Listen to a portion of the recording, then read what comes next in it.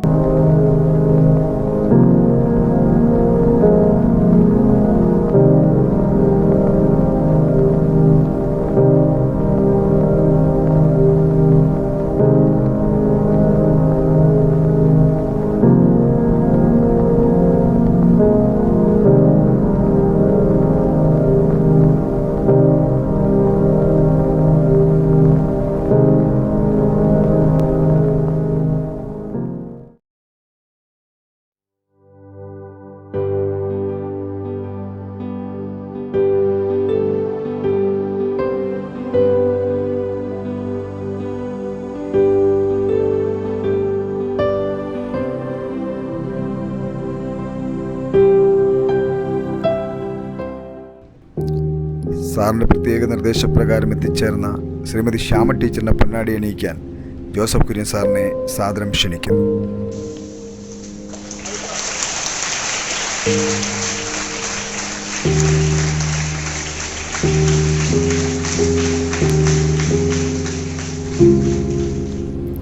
കുട്ടികളോട് സംസാരിക്കുന്നതിനായി വളരെ സ്നേഹത്തോടു കൂടി ജോസഫ് കുര്യൻ സാറിനെ ക്ഷണിക്കുന്നു.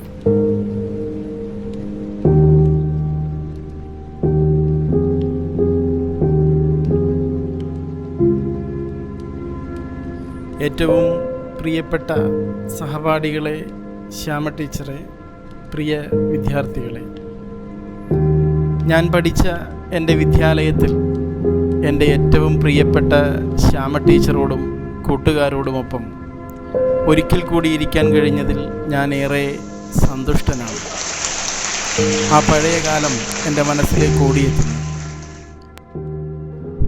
ഒരുപക്ഷെ 17 വർഷങ്ങൾക്ക് മുൻപ് ജീവിതത്തോട് വിട പറയേണ്ടിയിരുന്ന എന്നെ കൈപിടിച്ചുയർത്തിയത് ശ്യാമ ടീച്ചറാണ്.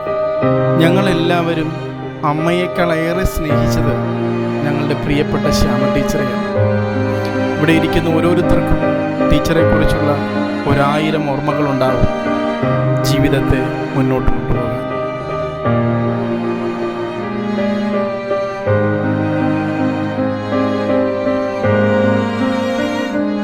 നിങ്ങൾക്കും ഇതുപോലെയുള്ള ഒരുപാട് ടീച്ചറമ്മമാരുണ്ടാകും. സ്നേഹം വാരിക്കോരിത്തരുന്ന, നിങ്ങളെ പൊന്നുപോലെ നോക്കുന്ന ശ്യാമ ടീച്ചറെ പോലെയുള്ള ഒരുപാട് ടീച്ചറമ്മമാർ. ഒന്ന് കണ്ണടച്ച് തുറന്നാൽ ആ പഴയ കാലം ഞങ്ങളുടെ ഓർമ്മകളിലേക്ക് വരും.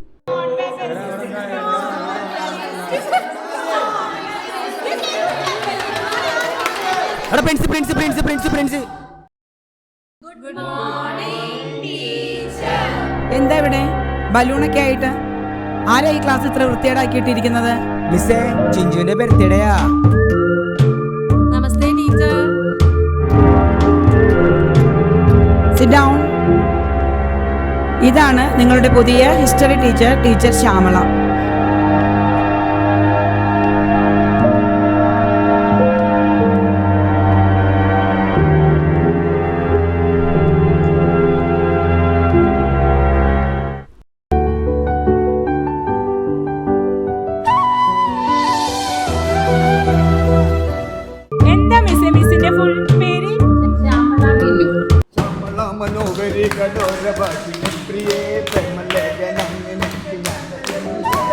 നിങ്ങൾ നന്നായിട്ട് പാട്ട് പാടുന്നുണ്ടല്ലോ. അല്ലെങ്കിൽ മിസ്സേ ഞാൻ ഭയങ്കര പാട്ടായിരുന്നാ.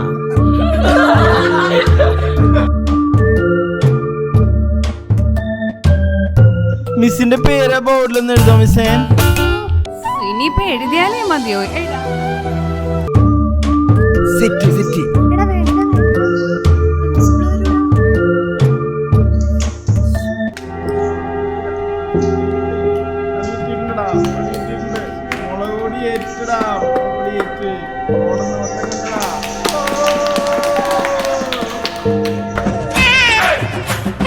സെറ്റി.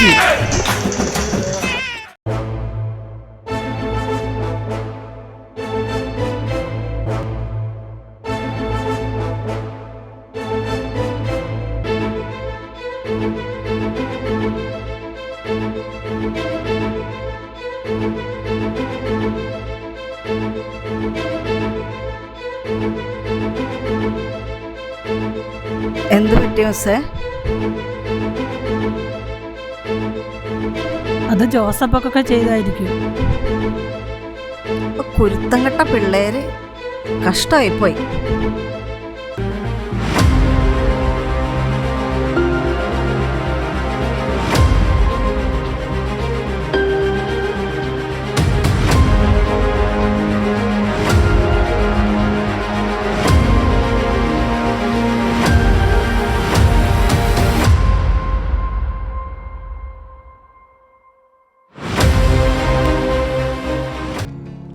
ഈ അധ്യാപക ജോലിക്ക് ഒരു പ്രത്യേകതയുണ്ട്.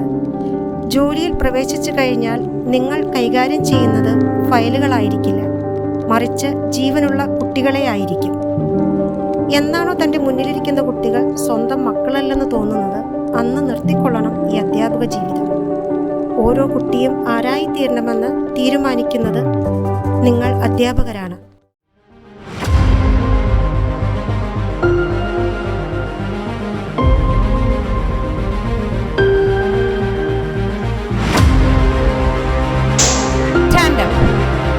ഒരു വിദ്യാർത്ഥിയും ചെയ്യാൻ പാടുള്ള കാര്യമല്ല നിങ്ങൾ ചെയ്തത്. ഇപ്പോൾ ഞാനിത് ക്ഷമിക്കുന്നു. കാരണം B.Ed പഠിച്ച അധ്യാപികയായത് നിങ്ങളെ പഠിപ്പിക്കാനാണ്, അല്ലാതെ നിങ്ങളുടെ വേഷം കെട്ട് കാണാനല്ല. Sit down. അധ്യാപകർക്കൊരു ധർമ്മമുണ്ട്, കുട്ടികളെ നല്ല വഴിക്ക് നടത്തുക എന്നത്. നിങ്ങളെ ഞാൻ എൻ്റെ മക്കളെ പോലെ കാണും. ചിലപ്പോൾ തല്ലിയെന്നിരിക്കും, വഴക്ക് പറഞ്ഞെന്നിരിക്കും. അതെല്ലാം നിങ്ങൾ നന്നാവാനാണ്, അല്ലാതെ നശിച്ചു പോവാനല്ല. ഈ ലോകത്ത് കുട്ടികളെ തെറ്റുതിരുത്താൻ രണ്ടു പേർക്കേ അവകാശമുള്ളൂ. ഒന്ന് നിങ്ങളുടെ മാതാപിതാക്കൾ, മറ്റേത് ഞങ്ങളെപ്പോലുള്ള അധ്യാപകർ. രാഷ്ട്രത്തിൻ്റെ ഭാവി നിങ്ങളെപ്പോലെയുള്ള വിദ്യാർത്ഥികളിലാണ്. അത് നശിച്ചു പോകാൻ ഞാൻ സമ്മതിക്കില്ല. ഞങ്ങളെപ്പോഴും അധ്യാപകർ നിങ്ങളുടെ കൂടെയാണ്. ഞാൻ നിങ്ങളെ മക്കളെ പോലെ കാണും, നിങ്ങൾക്കെന്നെ അമ്മയെ പോലെ കാണും. അങ്ങനെ കാണാൻ പറ്റാത്ത ആരെങ്കിലും ഉണ്ടെങ്കിൽ ഇപ്പം എഴുന്നേൽക്കണം. ഈ വടി ഞാൻ ഇവിടെ വയ്ക്കും. എന്നെ കൊണ്ടത് എടുപ്പിക്കരുത്.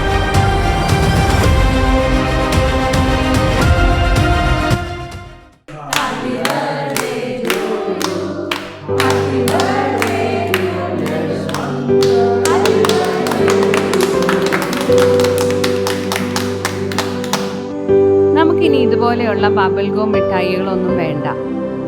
ആരാ ഇവിടെ ബബിൾഗോ എപ്പോഴും കഴിച്ചുകൊണ്ടിരിക്കുന്നത്? ഷിജു ആണോ? ഷിജു വരൂ.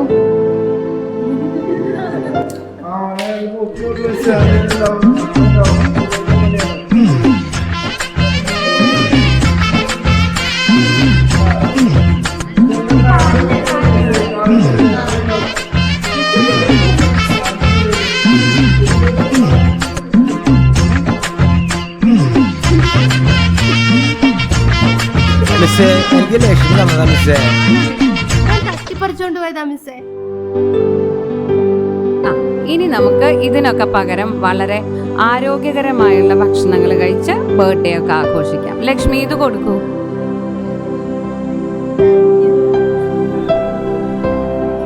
ഒരെണ്ണം ഉള്ളൂ അല്ലേ? എന്റെ ബർത്ത്ഡേക്ക് എല്ലാവർക്കും കുഴിമന്തിയാണ് കേട്ടാ.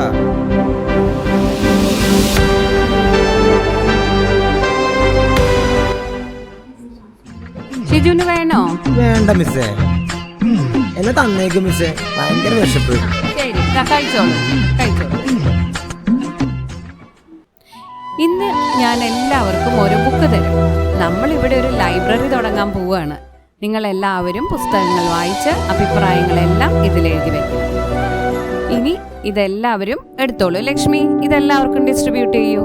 ഷിജു, ജോസഫും പോയി ആ പുറത്തു വച്ചിരിക്കുന്ന പുസ്തകങ്ങളൊക്കെ എടുത്തിട്ട് വരും. നമുക്ക് ഒരുപാട് പുസ്തകങ്ങൾ വായിക്കണം, നമുക്ക് എല്ലാവർക്കും വളരണം. അവിടെ വെച്ചോളൂ, അവിടെ വയ്ക്കൂ. വായിച്ചാൽ നമ്മൾ വളരും. കുഞ്ഞുണ്ണി മാഷ് പറഞ്ഞിട്ടില്ലേ, വായിച്ചാൽ വളരും. അവിടെ ഒതുക്കി വയ്ക്കൂ.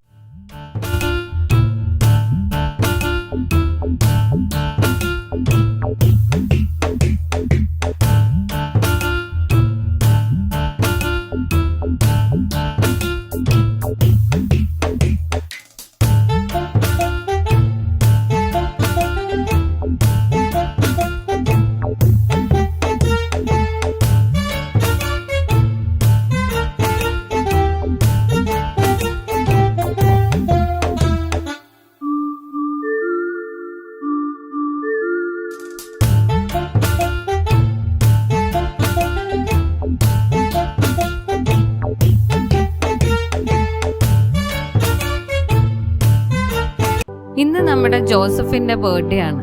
ജോസഫിന്റെ പേരിൽ നമ്മൾ ഇന്നൊരു മരം നടാൻ പോവാണ്. മരം ഒരു വരമല്ലേ?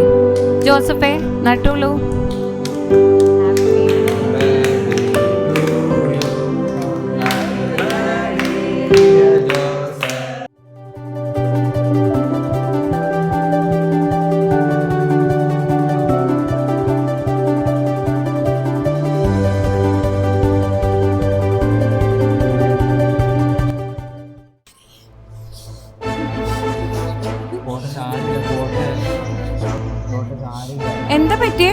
എന്തു പറ്റി ലക്ഷ്മിക്ക്? ലക്ഷ്മിക്ക് അറിയണോ? ലക്ഷ്മി എന്തു പറ്റി? അതെയോ? മിസ്സേ, അല്ലെങ്കിൽ അവിടെ കുറെ കഞ്ചാവടിയന്മാരുണ്ട് മിസ്സേ, അവരെപ്പോഴും അവിടെ തന്നെയാണ്. ഞങ്ങൾക്കൊക്കെ ഭയങ്കര പേടിയാ. ഓ, അതിനല്ലേ നമുക്ക് പോലീസൊക്കെ ഉള്ളത്. നമുക്ക് വേണ്ടപ്പെട്ടവരെ അറിയിക്കാം.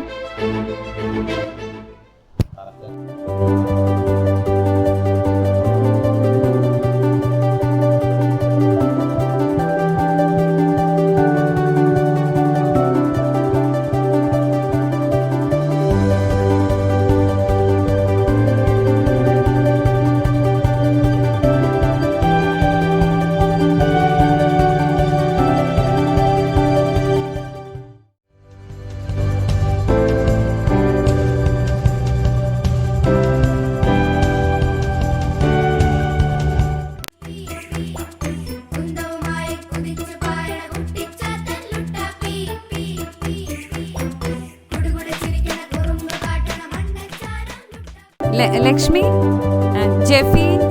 ജെഫിക്ക് 48 മാർക്ക്. ഇനി ആരാ? ജോസഫിന് നല്ല മാർക്ക് ഉണ്ടല്ലോ.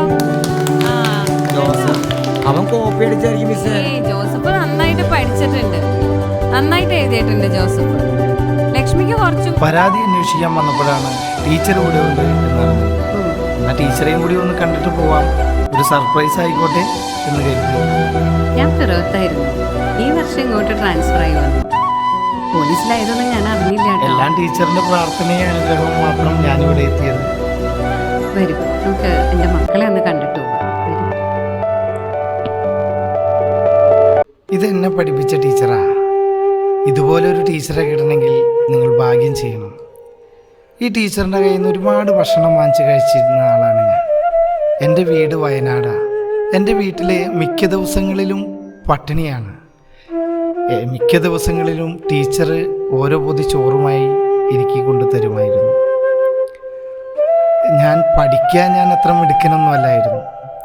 ടീച്ചറാണ് പറഞ്ഞത്, എല്ലാവർക്കും ഓരോരോ കഴിവുകളുണ്ട്, നീ ഫുട്ബോൾ കളിക്കാൻ പഠിക്ക്. അങ്ങനെ ഞാൻ ഫുട്ബോൾ കളിക്കാൻ പഠിച്ചു, കളിക്കാരനായി. അങ്ങനെ എനിക്ക് ഈ ജോലി കിട്ടാൻ എല്ലാത്തിനും ഞാൻ എൻ്റെ ടീച്ചറോടാണ് നന്ദി പറയേണ്ടത്. മോളുടെ പരാതി പ്രകാരം പ്രതിയെ അറസ്റ്റ് ചെയ്തിട്ടുണ്ട്.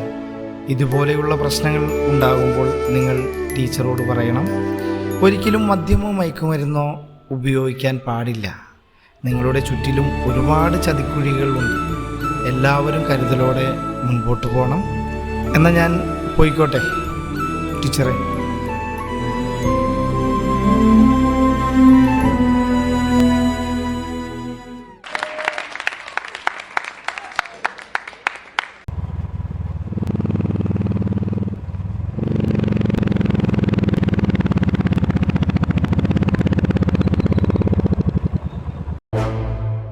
മിസ്സിന്റെ ക്ലാസ്സിൽ ജോസഫിന് ആക്സിഡന്റ് പറ്റി.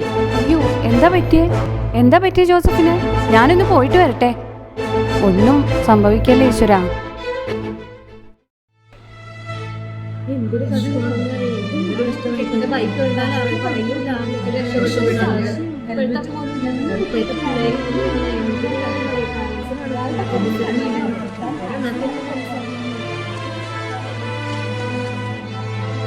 നിങ്ങളെല്ലാവരും ഇവിടെ കൂടിയിരിക്കുന്നത് എന്തിനാ? കുറച്ച് മാറി നിന്ന് സംസാരിക്കൂ. ഇത് ICU ആണെന്ന് അറിഞ്ഞുകൂടെ? ജോസഫിന്റെ ബൈസ്റ്റാൻഡർ ആരാ? ഡോക്ടർ വിളിക്കുന്നുണ്ട്. ജോസഫിൻ്റെ അമ്മ. ജോസഫിന് കുറച്ച് പ്രശ്നങ്ങളുണ്ട്, പേടിക്കണ്ട. ഇതാരാ?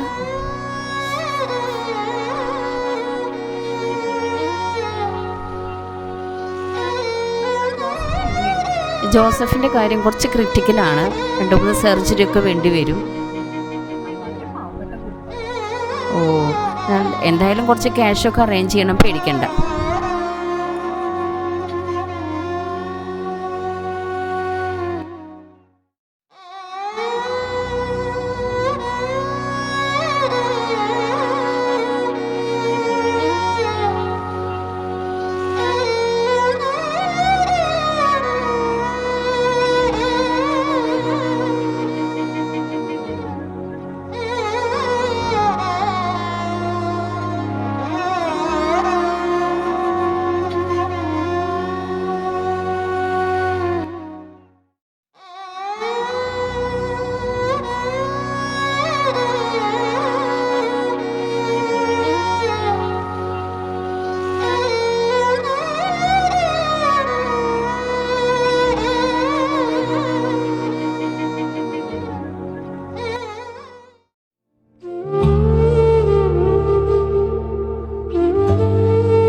മിസ് മാത്രമേ ഇങ്ങോട്ട് വരണുള്ളൂ.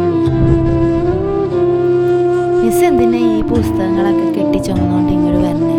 അവനൊന്നും പഠിക്കാൻ പോകുന്നില്ല. എന്ത് നന്നായിട്ട് പഠിച്ചിരുന്ന കുട്ടിയാ. 8ാം ക്ലാസ് വരെ ക്ലാസ്സിൽ ഫസ്റ്റായിരുന്നു. ആ നശിച്ച കൂട്ടുകെട്ടിൽ പെട്ടി എല്ലാം പോയി. എന്നാ പറയാനാ? ആ നശിച്ച ദിവസം ഞാൻ പറഞ്ഞതാ പോവല്ലേ പോവല്ലേന്ന്. പറഞ്ഞാ കേക്കണ്ടേ?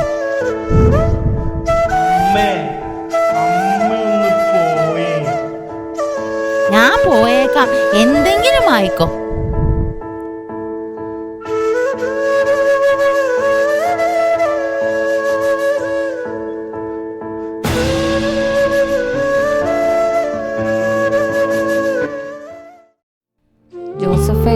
ജോസഫിന് പറ്റും. പഠിച്ച് നമുക്ക് ഉയരങ്ങളിലെത്തണം. ടീച്ചർ പഠിപ്പിച്ചു തരാം.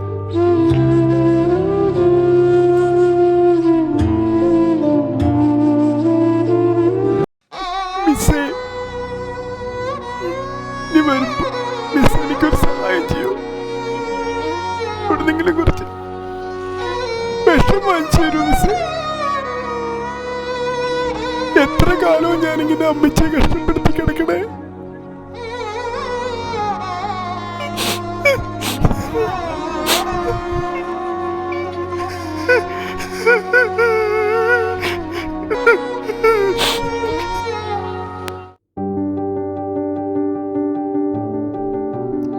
മിസ്സേ, ഇവൻ വല്ലതും പഠിക്കണ്ടോ മിസ്സേ? പിന്നെ ജോസഫ് മിടുക്കനല്ലേ?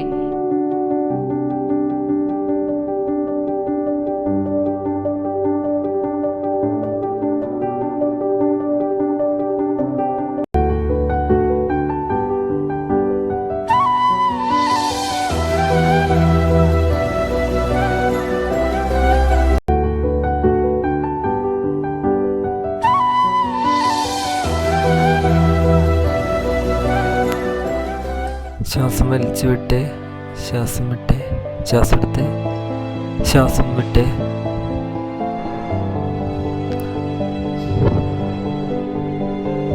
കുഴപ്പമൊന്നുമില്ല, പേടിക്കേണ്ട ആവശ്യമൊന്നുമില്ല. അമ്മ വിഷമിക്കൊന്നും വേണ്ട, എല്ലാം ശരിയാക്കാം. എന്നാ ശരി. Thank you Arun. അയ്യോ മിസ് വിളിച്ചാൽ എനിക്ക് വരാതിരിക്കാൻ പറ്റുമോ? യുഎസിൽ നിന്ന് ഇങ്ങ് എത്തിച്ചേർന്ന് ഞാൻ ഒട്ടും പ്രതീക്ഷിച്ചില്ല. എങ്ങനെയുണ്ട് അവൻ്റെ കണ്ടീഷൻ? കാലിന് നല്ല ബുദ്ധിമുട്ടുണ്ട്. അത് നമുക്ക് US കൊണ്ടുപോയാൽ നല്ല ട്രീറ്റ്മെൻറ്റ് കിട്ടും. അതിനുള്ള ഏർപ്പാട് ചെയ്യാം. എന്നാൽ വരട്ടെ മിസ്സേ.